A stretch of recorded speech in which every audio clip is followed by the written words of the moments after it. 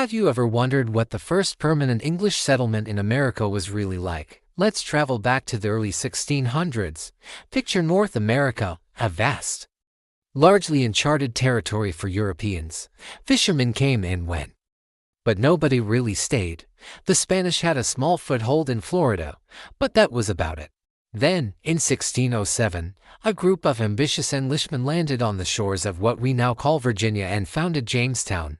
What were they looking for? Gold, of course. News of the incredible Spanish discoveries of gold in South and Central America had spread like wildfire across Europe. These Jamestown colonists were convinced they'd strike it rich too. They spent all day, every day, digging and searching, completely neglecting essential tasks like farming and building proper shelters. As you might guess, this didn't end well. The year 1607 brought a devastating famine, so severe that it affected the local Native American tribes as well. The colonists were in dire straits.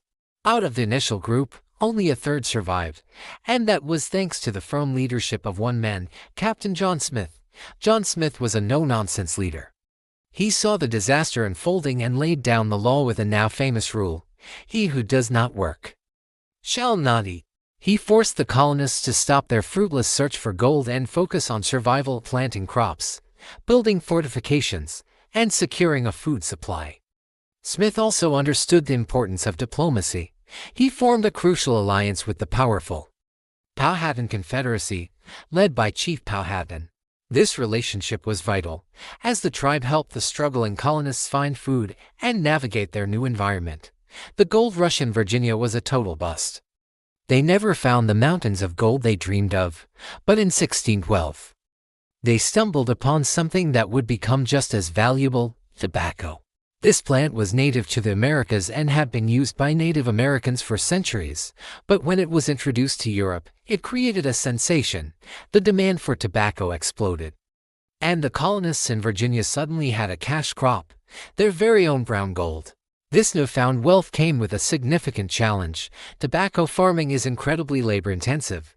It requires a huge workforce to plant, tend, and harvest the crops. The small number of colonists couldn't handle it all. To solve this labor shortage, they first began importing indentured servants from England, people who agreed to work for a set number of years in exchange for passage to the New World. However, as the tobacco plantations grew larger and more profitable, the demand for labor continued to increase. This led the colonists to turn to a more brutal and permanent system: chattel slavery. They began importing enslaved Africans, mirroring the profitable but inhumane system already established in the Caribbean sugar colonies. This decision would have profound and tragic consequences that shaped the course of American history. The geography of Virginia and the nature of tobacco farming created a unique type of society. Tobacco depletes the soil, so planters needed vast tracts of land. This meant that plantations were spread out, often miles apart from each other. A planter might live in relative isolation with his family, servants, and enslaved workers, with the nearest neighbor being a long ride away. This physical separation had a significant social impact, and like the tight-knit villages that would later form in other colonies, Virginia's society was much more disconnected. There were fewer community gatherings, and religion didn't play as central a role in daily life as it did elsewhere. It was a society defined by large, self-sufficient agricultural estates rather than bustling towns. This stood in stark contrast to the second major English settlement in North America, New England, where life, society, and motivations would be completely different. But that's a story for another time. Thanks for joining me on this journey back to Jamestown.